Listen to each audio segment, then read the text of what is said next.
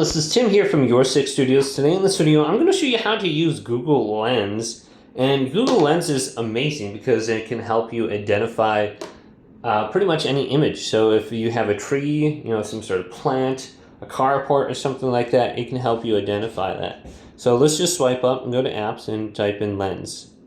And if you don't have Lens, what we can just do is go to the Google Play Store right here and get this, and we can go to search and just type in Lens, and it's just going to be called Google Lens, so it's very easy to download and get.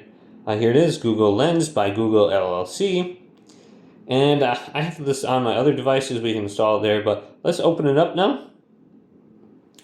And now what we want to do, well, it looks like we have to allow access if we want, so we can allow access to our library, and it looks like we can use that for images we already took. Otherwise, we can just take more images. So we got the option right here to go to my gallery, and then I don't have any images on there, so it doesn't work like that. But we can just go over this. Here's Google Lens. So let's try to identify this thing. Get it in focus. Press search, and it's going to search through Google. And I'll tell you what this is. This is a 2-in-1 Type-C 3.5mm headphone jack and charging. Okay? Now, it doesn't seem like it's giving me the exact brand. It's some sort of weird, like, probably Chinese kind of brand here on Amazon. So let's just check this out and see if we can get the correct one. That is similar, but it's not the same thing. So it's probably more helpful for like plants and stuff. I don't see the exact, oh, here's the exact one on Amazon.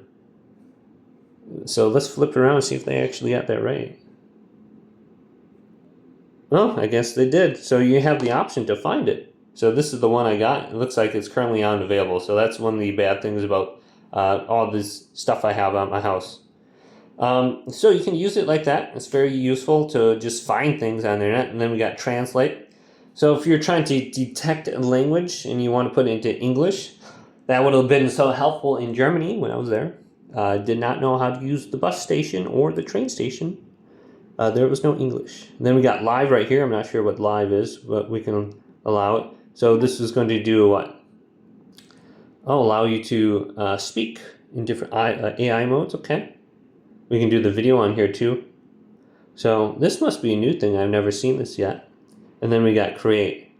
Another new thing I've never seen yet. So just check out Google Lens. There's a lot we can do here. Now let's try it out with the camera option, just with the gallery. So let's take a picture of this chair right next to me.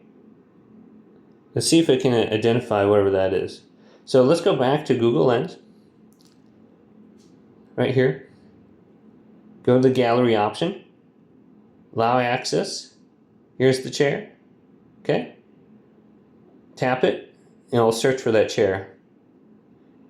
And this is probably going to be one of those generic Chinese chairs that they have copied all over the internet.